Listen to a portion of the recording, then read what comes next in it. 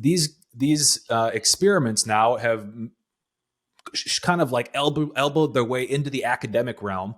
So we've gotten past the point of, the taboo that was kind of created and all this stuff in the 70s. And now we're getting to do real like scientific work on this stuff.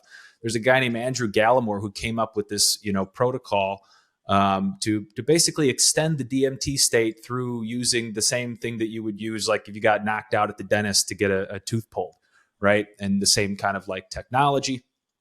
Eventually, I think what'll happen is that'll even be expanded upon further, and a brain scan will be used at the same time to keep you in the same exact state by essentially this like drip, of DMT into your bloodstream to stabilize whatever that experience is, whatever level of that experience that you're aiming for. What is your and you are, you're essentially you're in like the 0.001% of experiencers of the ayahuasca side as far as how many times you've gone in there. What is your kind of opinion of that line of development, of that line of technology, the extended state DMT?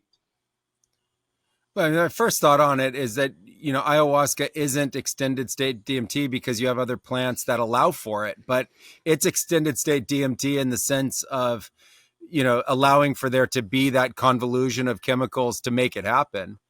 We just did a ceremony last week where we had a participant that started at 5 p.m. and ended at 6 a.m. the next day. So that's 13 straight hours of extended state, peak experience. And I had peak experience for 4 or 5 hours in that.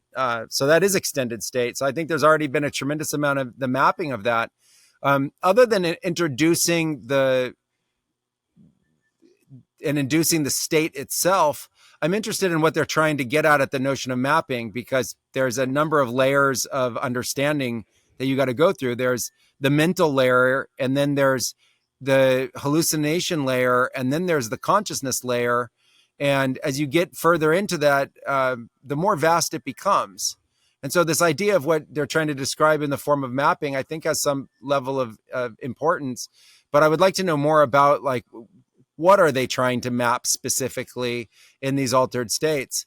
The shaman in the Amazon have mapped and actually built tremendous cosmologies to try to describe what you find in the nature of those states. And so I feel like a lot of that work has already been done. It's,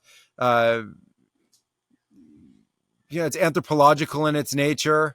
And so you need to get into the anthropology and the mythology down here to understand what has already been discovered. Part of what I'm interested in is seeing how far the Western mind can go in those states before it loses its coherence.